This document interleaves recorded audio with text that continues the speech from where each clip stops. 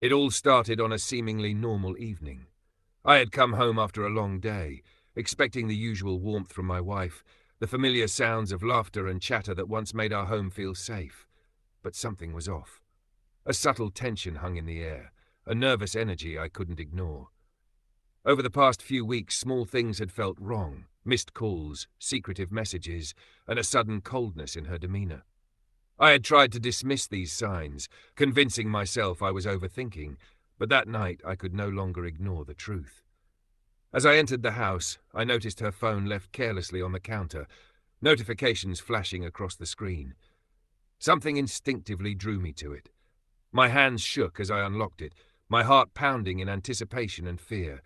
And then I saw it, the undeniable evidence. Messages, pictures, and proof that she had been seeing someone else behind my back. A wave of shock and disbelief washed over me, leaving me frozen for a few moments, unable to breathe. The woman I had trusted completely, the one I had built my life with, had betrayed me in the worst possible way. For a while I didn't know how to react. Anger, sorrow, and disbelief warred inside me. Part of me wanted to yell, to confront her immediately, but another part of me, colder and sharper, realized that this moment demanded more than just words. I needed her to feel the weight of her actions, to see the consequences of her choices. I began planning my revenge carefully, making sure it would be undeniable and leave a lasting impression. I set up a scenario that revealed her betrayal in a way she could not escape. When she finally returned home, unsuspecting, I confronted her.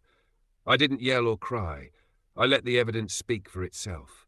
Every message, every picture, every detail I had collected was displayed clearly in front of her.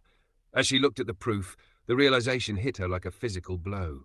Her eyes widened in shock, her hands trembled, and before I could react, her body gave way. She passed out completely. Seeing her collapse, I felt a strange mixture of emotions. There was no triumph in what had happened, only a deep, aching sadness. The woman I loved, the person I had shared my dreams and my life with, had made choices that shattered the foundation of our marriage. Even though my revenge had been executed perfectly, it did not bring satisfaction. It only emphasized the emptiness left in the wake of her betrayal. The days that followed were heavy and silent.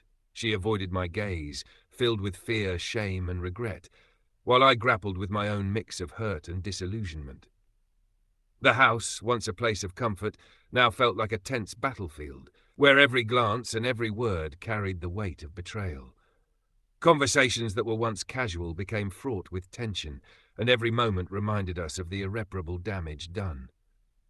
This experience was not just about catching someone in the act of cheating.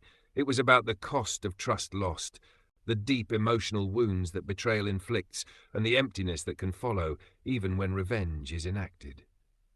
That night, and the aftermath, left marks on both of us, marks that would never fully fade, a constant reminder that some mistakes have consequences far beyond what anyone can imagine.